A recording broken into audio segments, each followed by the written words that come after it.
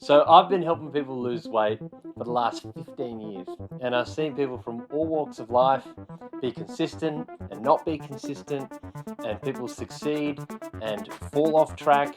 I've seen it all, and I've picked up some things along the way. I've picked up classic reasons that typically have sent people off course. So what I want to do today is give you the keys, give you the things that I've seen that have been able to help people stay on track, stay in the game, and get the most out of this, no matter what's going on in their lives. So let's get into it. The first one I'm going to say is getting sick.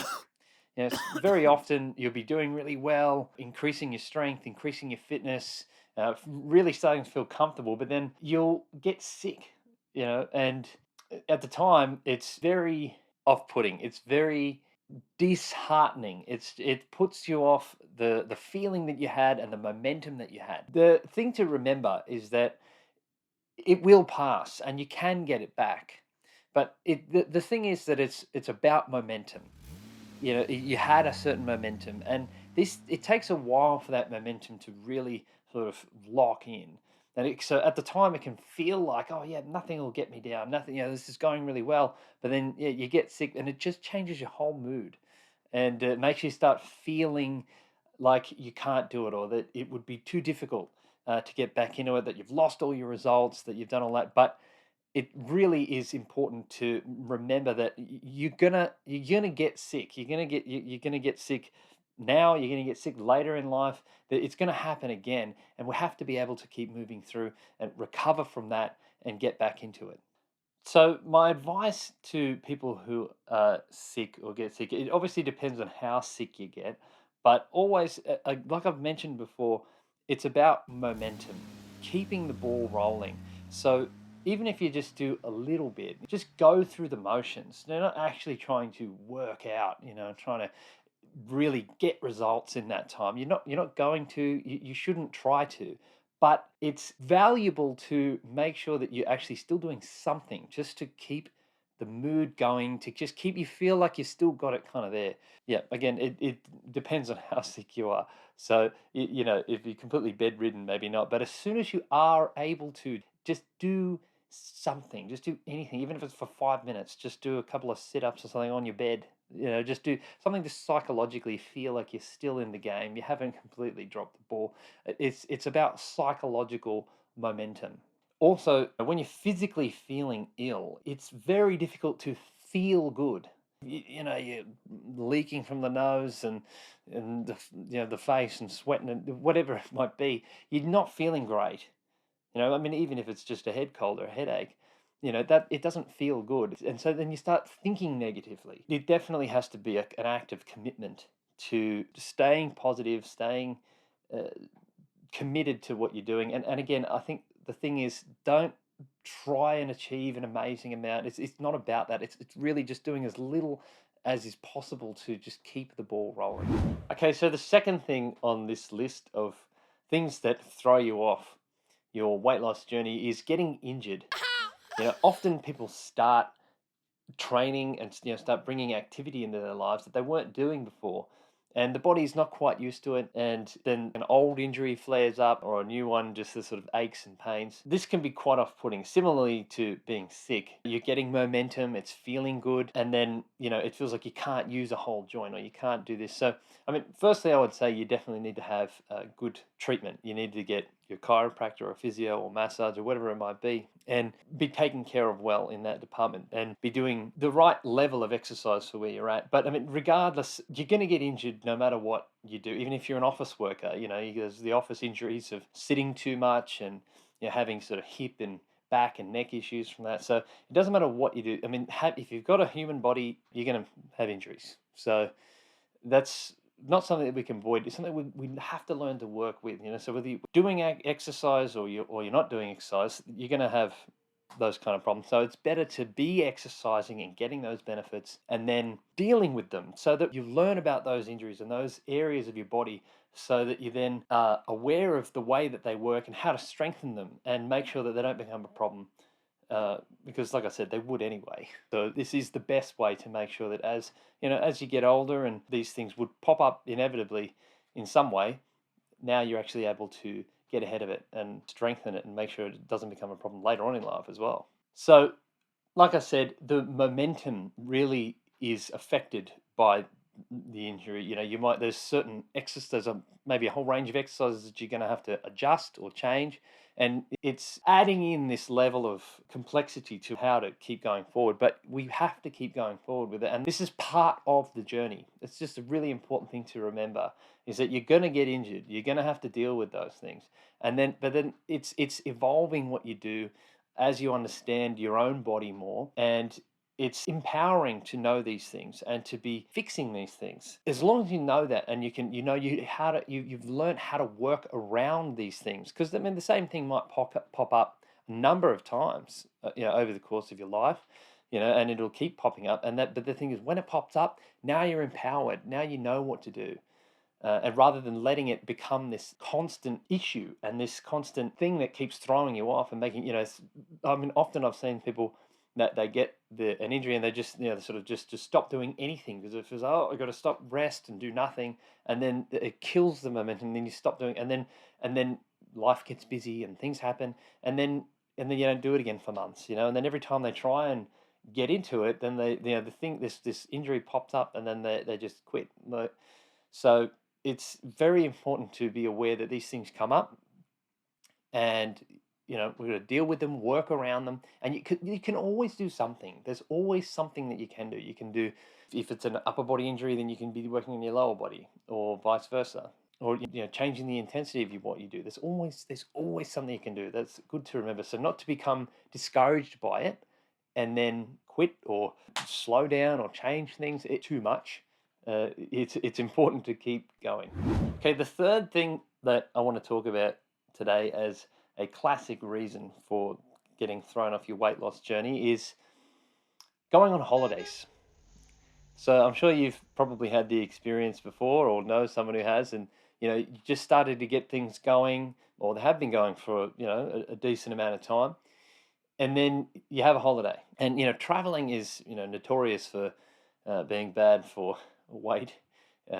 So you're eating out all the time. You got the aeroplane food, or it's just everything is out of the normal routine, and again, you have a certain momentum in what you're doing, but then you go out and then on holidays it's a free for all. You're not paying attention to what you're having. You're eating out. You're enjoying yourself, and you should. But when you get back, it's important to be able to slip back into that routine. And unless you've really got that established in your life, that's not always the easiest thing to do. It's something that you definitely need to be aware of, because you've spent a period of time completely disconnected from your weight loss routines and the things that you're doing, and what the priorities. When you're away and you're holidaying, it's not a priority to be losing weight and getting fit and staying fit. And that's something that maybe you do want to keep in mind when you're on holidays. And again, not to be like getting fitter and losing weight and getting leaner, but it's just that you've just still conscious of it. It's not a completely unhinged eating and lazy experience. You want to be just conscious of that stuff. Again, not to be getting results, but just to be keeping the ball rolling. This is the most important thing with keeping this lifestyle alive, is to be able to keep the ball rolling. Whether you're sick, whether you're injured, whether you're on holidays, you want to be keeping the ball rolling. And it's not keeping it rolling at the same pace, but it's just keep rolling. The problem is when it just stops completely, that is very difficult to actually get the thing going again. So yeah, it's not about the physical results that you'll get. It's not about how much weight you'll lose, or about how fit you're going to get, or whatever. It's just about psychologically, emotionally keeping yourself in the game. It's still something you're thinking about, because when you disconnect completely, it's difficult to reconnect. So if you just haven't disconnected completely, then it's much easier to just sort of just turn up the volume a little bit. So the fourth thing I want to talk about today, in terms of what throws you off losing weight, throws you off the journey of losing weight, is changing life circumstances. So this can be many different things, but a few that come to mind, a few big ones that I've seen over the years, is changing relationship, changing job, moving house, and obviously another huge one is having kids, or getting pregnant. Our lifestyle is held together by our routines and our habits, and all these things are connected to, these key pieces.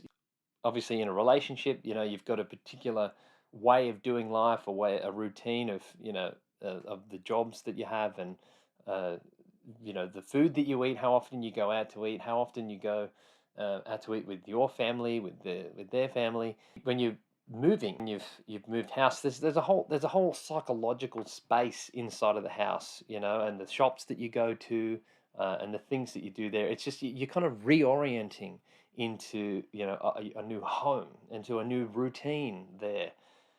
I mean, even if you've kept the same job, it's still still a particular psychological space that is shifted and changed. And it's sort of a bit destabilized in a sense, and until you've sort of resettled. And it's important to carry the the health routines and the priorities around that with you through these changes in life.